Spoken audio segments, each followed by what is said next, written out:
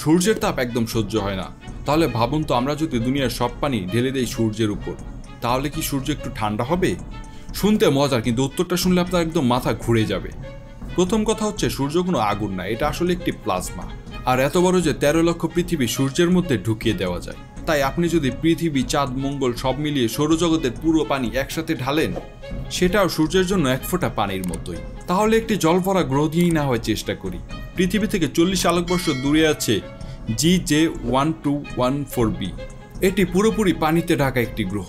ধরুন ওর সব পানি এনে আমরা ঢাললাম সূর্যে, তাহলে কি সূর্যের তাপ একটু কমবে?